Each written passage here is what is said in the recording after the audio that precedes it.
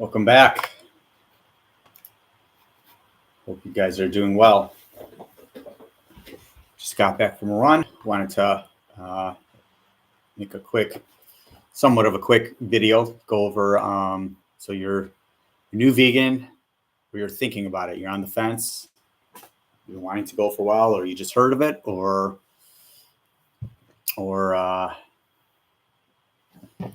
someone in your family went and you want to know more about it. Well, for someone just starting or someone who's thinking about it, first thing you want to consider is how you're going to do it. Are you going to delve in it completely and completely cut off animal products? And what are what transition foods are you going to use, if any, right? And I'll go into what that means. So you've been eating dairy and meat and flesh your whole life, right? Like most of us, right? Rarely is someone born into this lifestyle.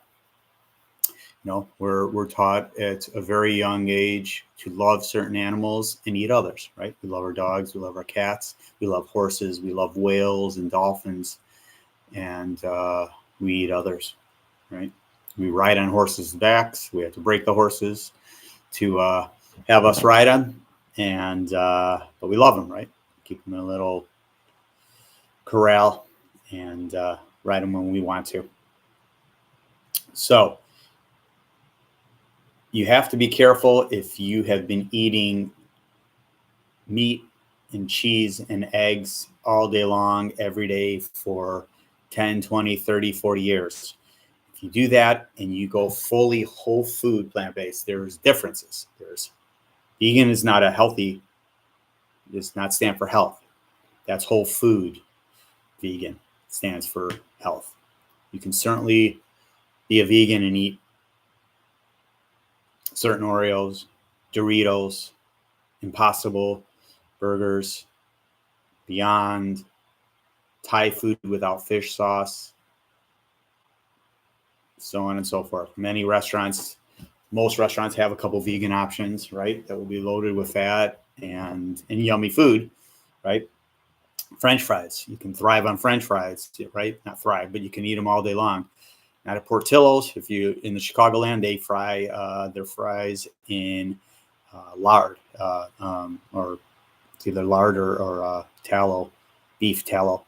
So that is not a vegan item. If you've been eating Portillo's fries and think it's vegan, it is not. Potato is, but when it's fried into beef fat, it no longer is. So if you've been eating dairy and meat, you have certain microbes in your system that have thrived on consuming the waste products of that. And what happens is when you eat, whether it's crappy vegan food or non-vegan food, you bring up destructive microbes, and it pushes off the good microbes, and the bad ones thrive. That's why you feel like crap after you eat a meal like that, right? So to transition over to new microbes, it takes quite a bit of time. So if you're just gonna go from that and just start eating whole foods like beans, whole grains, and a ton of greens and broccoli, cruciferous vegetables, and that's it, you are going to struggle. You are going to be so bloated. Whether you're a guy or girl, you are going to be very bloated. Now, you want all those foods in you. That's what you really want to eat to be a healthy human. But if you can handle it, I certainly was able to. I was not very uncomfortable, but I can tell you many people in my family were uncomfortable. And most people are. When you go to, eating like that, to beans and whole foods, you will be uncomfortable for first week, and then it'll get better and better. But if you're having a ton of beans, even if you do eat very healthy, beans, lentils, they can creep up on you. So I do it how you like. I prefer to jump all in and deal with that, but just slower. Maybe less beans, more grains, and less cruciferous vegetables. Maybe have some, spinach and, some Swiss chard, and greens you can handle. Not head of lettuce, that's certainly fine, but that's just water. But careful on all the broccoli, Brussels sprouts, cabbages. Introduce those slowly, unless you're already eating them. But if you're getting rid of dairy and all that, you will have a transition period that will take a little bit. Don't get frustrated, and you don't need to take a bunch of Tums and Pepcid and everything. Just your body will need to change, right? If you start introducing flax seeds, which I recommend every female should at least have a tablespoon of flax seeds ground every day. It's a great prevention of breast cancer, and for men, prostate cancer. Those can be very difficult on your stomach. Those are not to be taken whole. They are not to be bought ground. You buy the whole and you grind them right before you eat them. So you don't make a big batch. You just make a little bit for what you're going to have. Those are extremely your highest in omega-3s, right? Everyone complains. Ex-vegans complain, and they were never vegans in the first place. If you were an ex-vegan, you were just experimenting. Say they get cloudiness and as soon as they have a fish again, their head clears up and they feel great again. Well, that's because they were low on omega-3. You can get plenty of omega-3 through, I never push oils, but flax oil is the only oil out there that is good for you. It needs to be refrigerated. So flax oil, flax seeds, chia seeds will be perfectly great, even if you are not going vegan. It's B12, vitamin D, if you're not getting in the sun.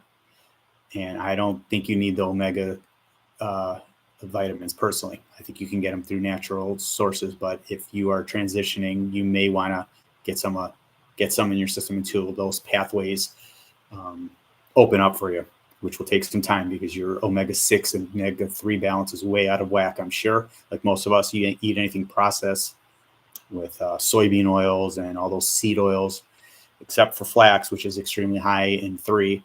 You're probably at a 20 to 30 to 1 balance of 6s. You need to have 6s in your life, but we are way out of whack like this, right? This needs to be higher. You have your inflammatory and your anti-inflammatory. They need to do their job and heal you. Then they need to back off and have your omega-3s come in and do the job. So just be careful with that. There's a ton of resources out there.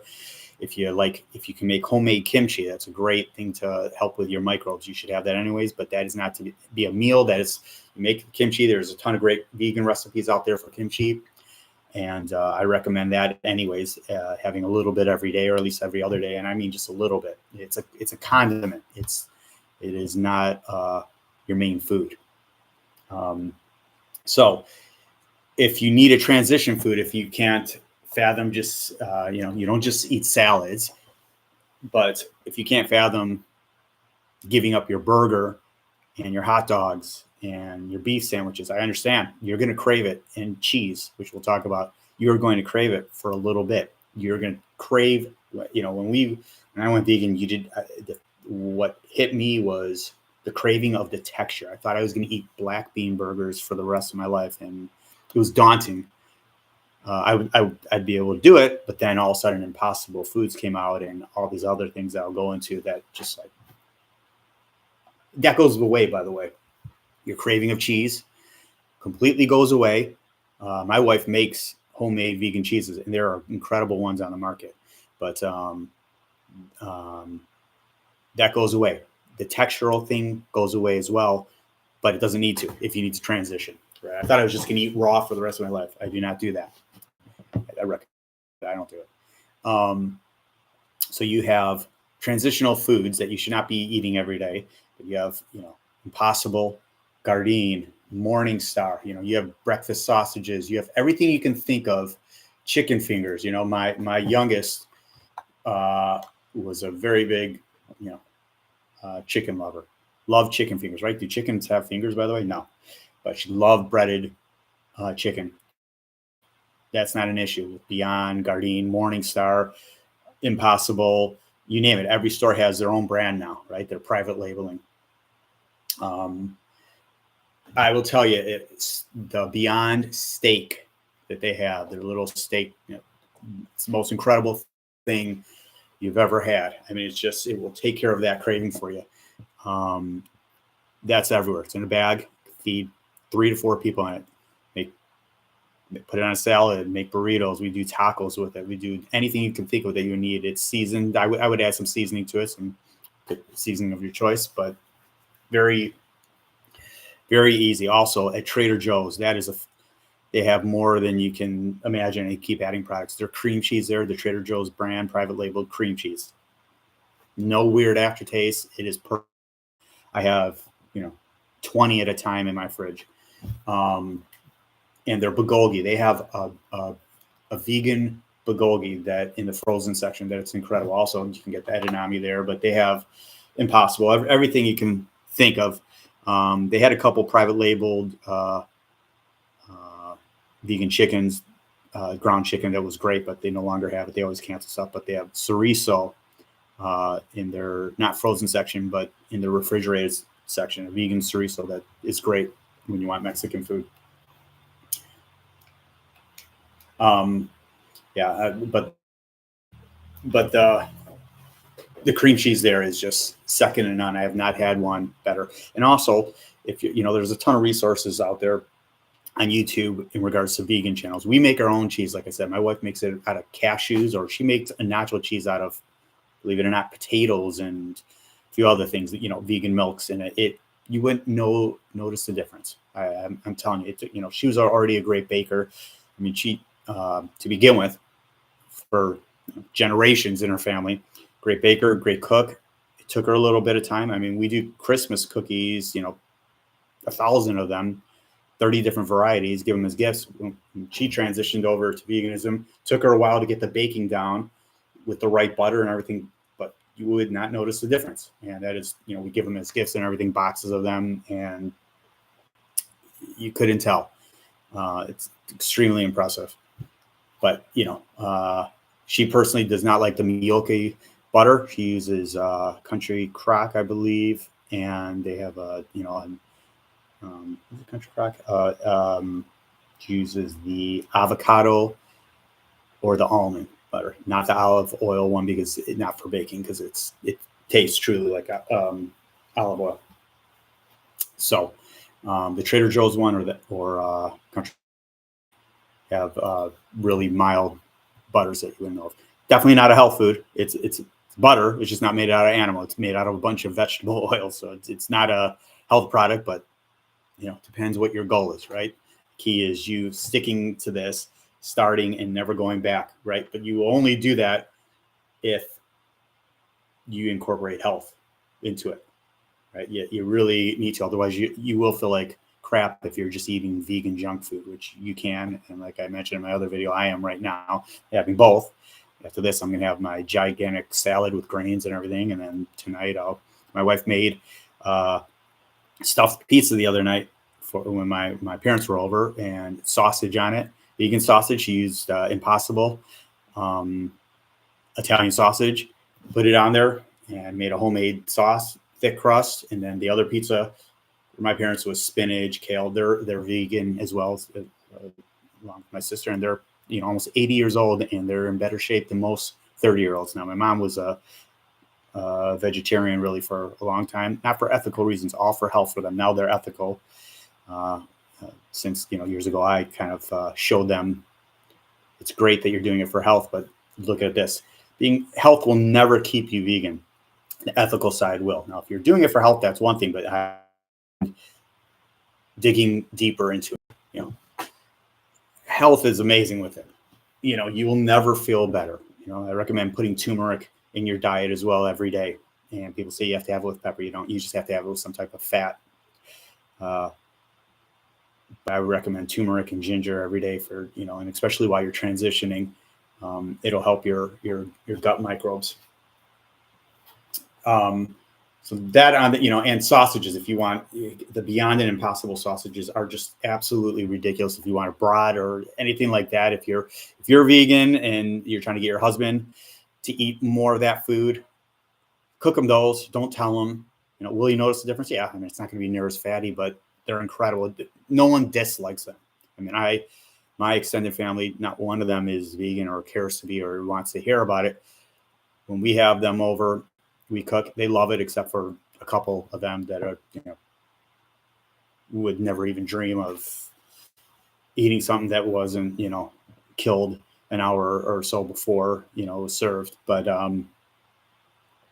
uh, there are so many transition foods. Don't be afraid to try it, or with your kids, don't be afraid to sneak in some of the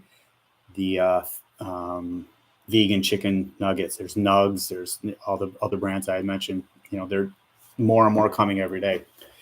And something you have to think about if you do have kids and or if you're getting older, all the antibiotics that you've had in your food for, every chicken that you've eaten and cow, unless it's antibiotic free, it's had genetic modifications. But if not, you are getting, antibiotics.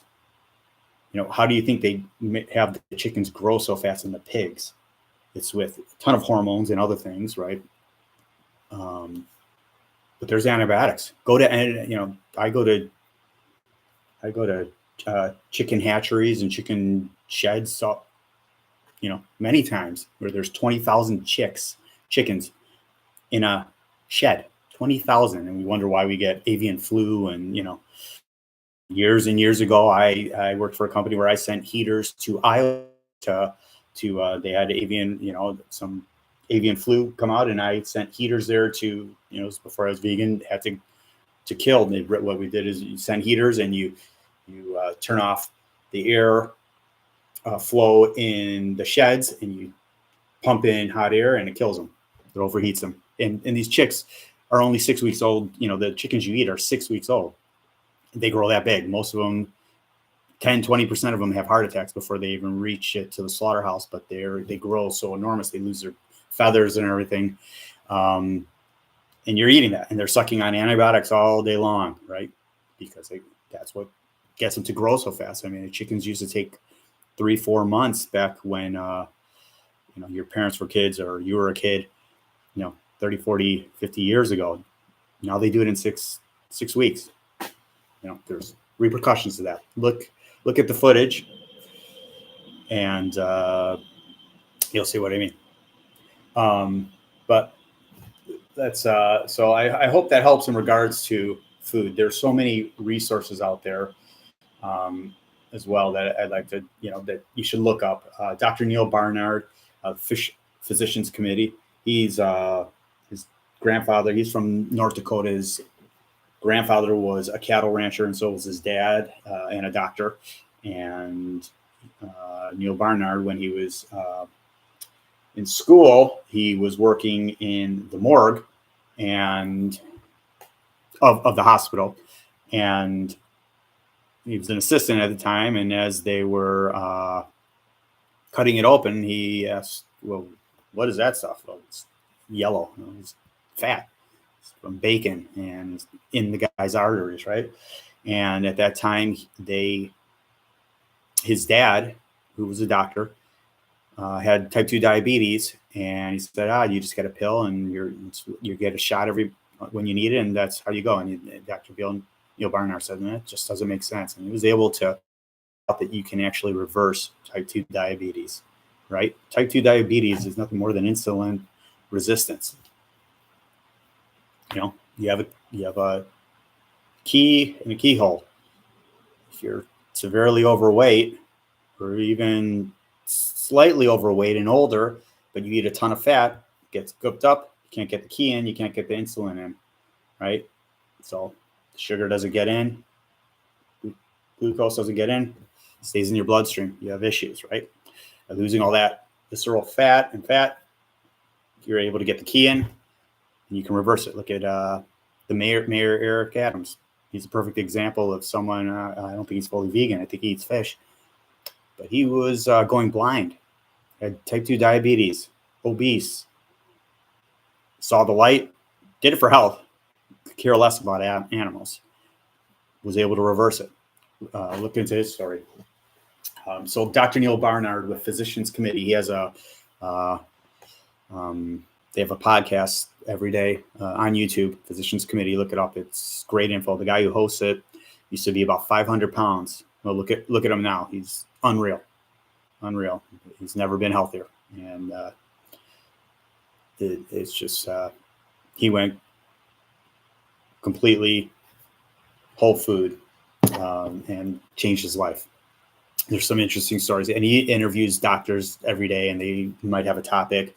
He has a gut doctor on there monthly that goes over, what we were discussing on your microbiome, and he'll go over a lot of that every month. Dr. B. Brenda Davis, she's a dietitian from Canada who went vegan a long time ago. Look her up. She can give you some good info with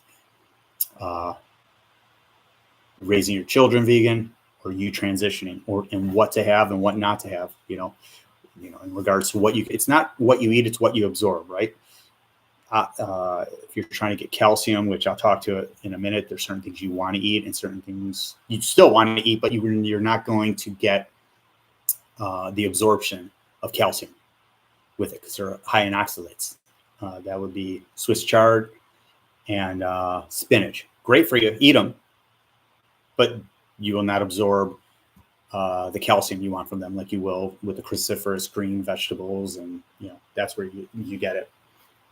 Dr. Joel Fuhrman, has a diet that's pretty intense, but his kids who are full grown have never taken an antibiotic. They've been on plants their whole life, whole foods.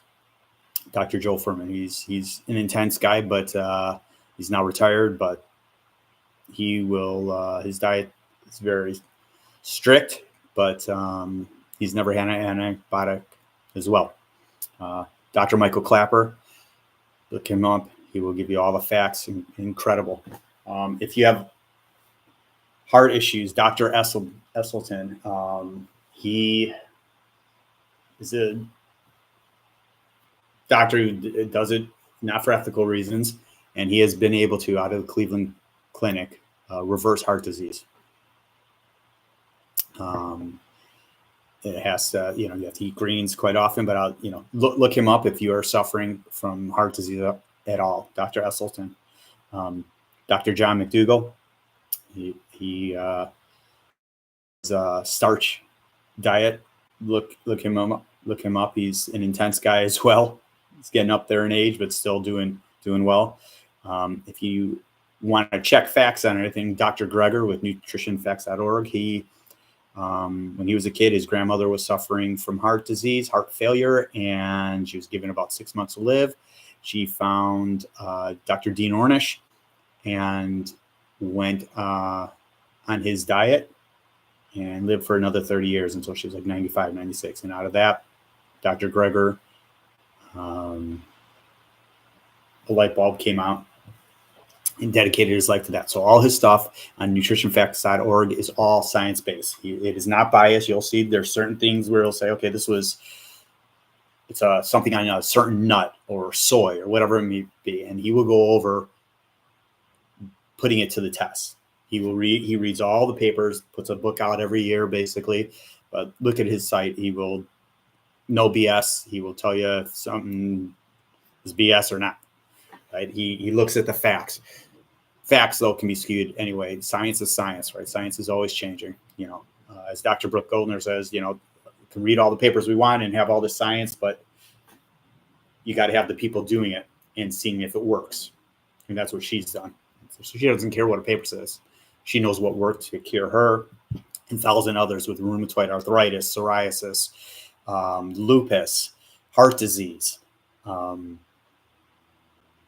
multiple sclerosis. I mean, it sounds too hard to believe. I'm telling you, I have an autoimmune disease. Certainly helped me. Very difficult to do. That is fully raw, but I won't get into the details now. Dr. Brooke Goldner, goodbye autoimmune disease or goodbye to lupus on YouTube. If any of you are religious, I would recommend looking up Dr. Milton Mills. He's a Seventh-day Adventist. So he went for those reasons when he was a teenager. And he's an amazing doctor, but he went for religious reasons and then obviously found out about the health and then the ethical reasons. And Dr. Milton Mills, he will blow you away with the knowledge that he can and the facts he can tell you. So, I mean, depending on how you want to do it, your transition, or if you're thinking about it, you can do it slow, baby steps. We're not babies, right? But I think depending on your lifestyle, just do it. If you have to do it slow, do it slow. But you need some support, right? And you might need some motivation. If you've seen some videos and it's disturbing to you and you want to learn more, there's some educators out there that I want to recommend. First of all, let's talk about a couple of resources in regards to movies to learn more, or if you're on the fence. First one would be, and these are free, Dominion on YouTube. If you can watch that, I commend you. I did many years ago. That is about the animal agriculture and how it's prevalent and used in everything. Watch Dominion and let me know your thoughts on YouTube. Next one is Earthlings. Okay. That's what Joaquin Phoenix narrates that. Land of Hope and Glory. For people who want to think of health and want to know, can I really live without a chicken in me, or eggs, or dairy? Watch what's for athletes. You'll see it is done by an MMA fighter who got hurt and wanted to heal and was far from vegan. Looked into it, went vegan, and was blown away. And he interviews all these elite athletes who are vegan, going from tennis players to bodybuilders to NFL football players, basketball players, and you will be amazed by what you saw. So that's Game Changers. Then one that I saw back in 1990, I forgot all about it. It was very disturbing to me. I was 1990. I was 18 years old. It was on HBO called To Love or to Kill: Man vs. Animal. YouTube that. It's old school. Don't look at that one first, but that one is very disturbing. It just shows you how the world, we don't even think about it, right? A lot of stuff in America, some stuff in Asia with cats and dogs. And it's just, how we'll be here on the 4th of July somewhere in Tennessee, and they get like 5,000 birds, and with their family, they picnic and they just let go of the birds, cage by cage, and just have target practice with them. Thousands of birds, just target practice with them, right? That's how I became an animal activist back when, a long time ago. The group I was in was big into, in Minnesota, they do these pheasant things where they tie pheasants to tires and they just have target practice with them. Rodeos and, these pigeon shoots that are just pathetic. You just think of them as pigeons or fish, right? No one thinks of fishing, but I recommend all those. Those are amazing. What the Health is great to just see the of what we've been told, right? People who will be blown away by the ADA or the Heart Association. You go on their websites. What do they recommend? They recommend bacon and chicken and a skinless chicken breast. Well, you'll soon to find out if you watch What the Health. White meat is no better for you. It's high in cholesterol. They inject sodium right into it. You'll see all that. Watch What the Health. You'll be blown away about how the wool has been, no pun intended, pulling over your eyes. So a couple resources on some very good activists that I like to support. Joey Carbstrong. It's Joey Carbstrong on YouTube. He's amazing. Really good activism and a trooper. He's an ex-gang member and wanted to change his life. So he's been vegan for 10 years, but he does an amazing job with his activism and education. He educates a ton of people. Ed Winters, or Earthling Ed, British man, very elegant, and I recommend watching him. Best by far, who will really open your eyes, is Gary Yourofsky, as I mentioned before. Gary Yourofsky. Watch his stuff, but first watch his video, the best speech I've ever shown, right? It's an hour long. Watch it. Don't listen to it. Watch it and listen. But you need to have the visual. Gary Francione, he's been an educator for years. He's an attorney and professor. He started out as an attorney for he was for PETA back in the 80s, and he split away from them because he has an approach he came up with called the abolitionist approach. And he doesn't want animals used for anything, and he goes over all the reasons, his approach. He had a couple steps on how to do that, but I recommend looking him up. Also, AV stands for Anonymous for the Voiceless. Look them up. They do a good job. I do a lot of activism with them. It's been a while, but they have chapters all over the world. They're a group out of Australia, Anonymous for the Voiceless. Here in America, Lifting Vegan Logic. He's great. He goes over health and vegan info. He's a big guy. You'll see what he he was in shape before he went vegan, but now he's brought it to a new level. Speaking of health, Rich Roll podcast. He does it on YouTube and he has a podcast. You just want to look at the audio. He's a former attorney who was an alcoholic and was ruining his life, and he wanted to find a way and to get out of the trap. And he started eating plants and never felt better, and gave up alcohol, gave up flesh, dairy, was able to do triathlon after triathlon in his 40s. He's a great educator, not on vegan stuff, just in general life, but he has some stuff on there. He'll have doctors and everything, but really it's not a vegan focus. But he is a perfect example of someone who could turn his life around and get his health back and exceed in his 40s and 50s. Swish for Good podcast. Speaking of Olympic athletes, Dotsie is a former Olympic gold medal winner cyclist, and there's an actress who they do a good podcast and a lot of dairy focus.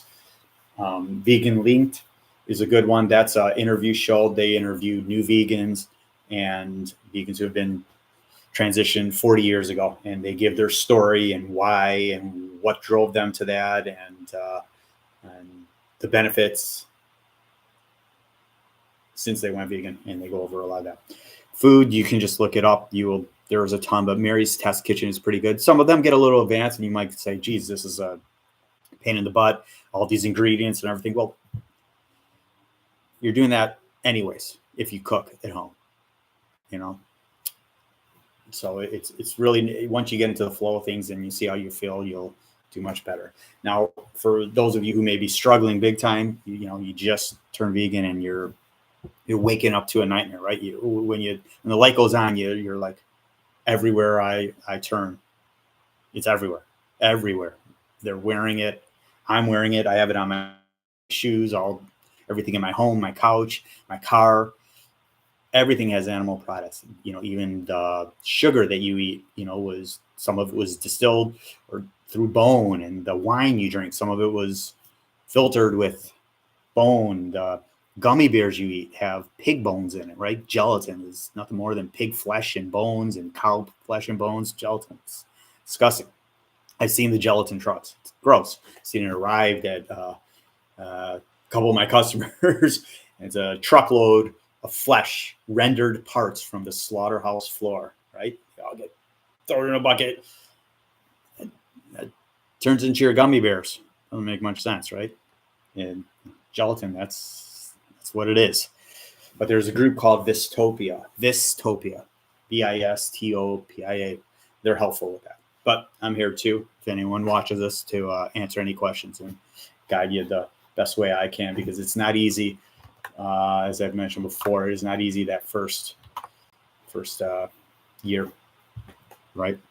It's okay to be angry, but that's not going to help anyone. It'll fuel you initially, but that has to subside at some point, for you to be, being vegan is the moral baseline. That's the least you can do. Eventually you have to speak up about it, and you have to learn to speak up. Initially you're going to be angry and want to fight everyone verbally. Why can't you see what I'm seeing? Why can't you see it? Well, they're not going to. I used to think my mom was crazy for not eating meat. It didn't make any sense to me. What, she's going to be frail and this, that, and little did I know, where's she getting her calcium? Well, guess what? What causes osteoporosis in this country is flesh and milk. You think you're getting calcium from milk? The truth about milk is you only you absorb very little of the calcium from milk. You really, it's not about what you drink, it's about what you absorb. When you drink in milk or eat animal flesh, it happens, it becomes very acidic. And to neutralize the acidity in your blood, you have to do it with phosphate. And that is taken, it's bound with calcium in your bones. So what happens is it gets released with the calcium, the phosphate neutralizes the acidity, and you pee out the calcium. So you're leaching out calcium from your bones, right? If we were, if calcium works so well, we are one of the largest drinkers of milk on the planet. America is. Why do we have so much osteoporosis? Have you looked at anyone in your family hunched over, breaking bones at an older age? Well, why? Aren't they drinking their 2-3 glasses of milk a day, right? Or taking a calcium pill? Well, if we were getting all the calcium we needed, why do we need that pill? Why are we getting osteoporosis? Well, I just told you the why, right? Sesame seeds, tahini made out of sesame seeds, dark leafy vegetables. Those are 60% bioavailable to absorb in the human body. That's what you want to be eating. So do not worry about calcium. Do not take a calcium supplement as well. You do not need it unless you're beyond repair and you're already suffering from osteoporosis. Then see your physician. But I'm saying, dairy is not the cure to that. Actually, dairy is going to hurt you. It raises IGF-1. You can look at that, but that's insulin growth factor 1. You want that when you're young, not through milk, to help you grow. But you also don't want tumors growing in you. Last thing you want to be consuming is a product from another species that has estrogen,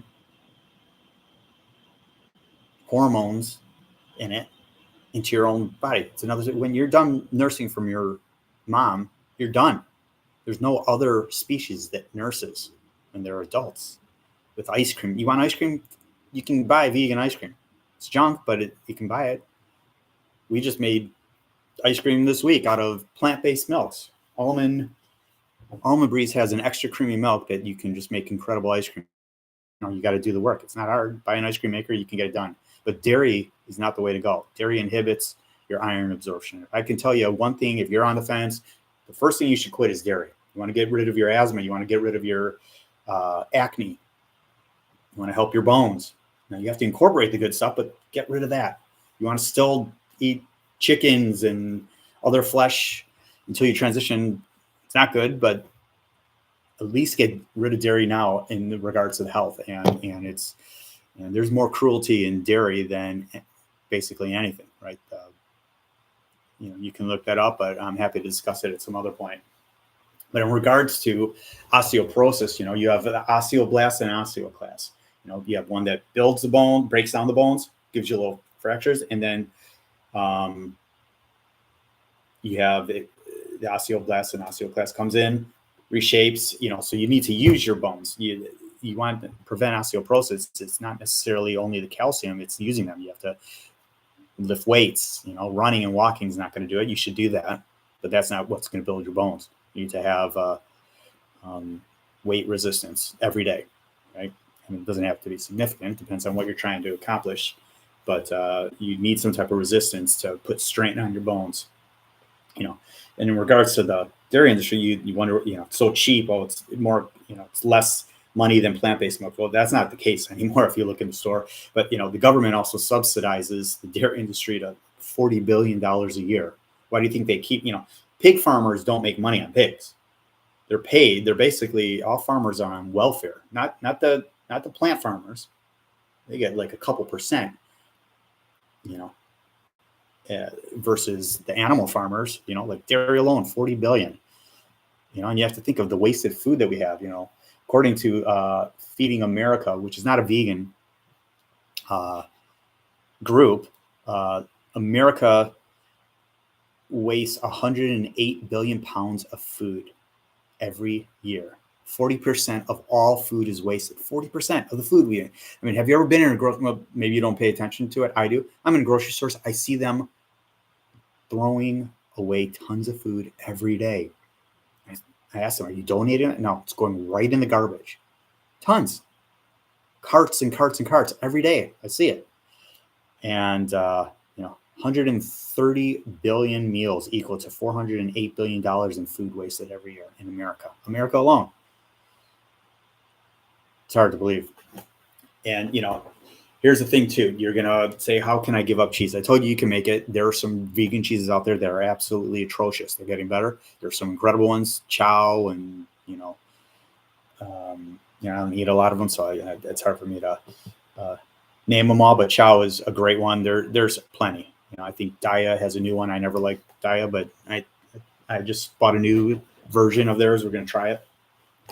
You can make it easily, but the reason who eats cheese more than us, right?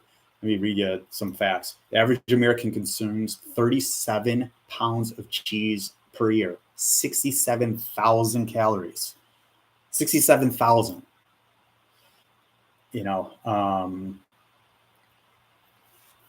There is something in cheese. It's called casomorphin. You're literally addicted to this. It acts on the same receptors that morphine does. Now, it's not as addictive as morphine, but it is addictive. Right?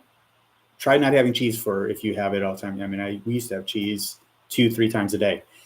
Try not having it for a couple of days and see how you're doing. You're not going to go through withdrawal, but you are going to crave it. Well, what do you think?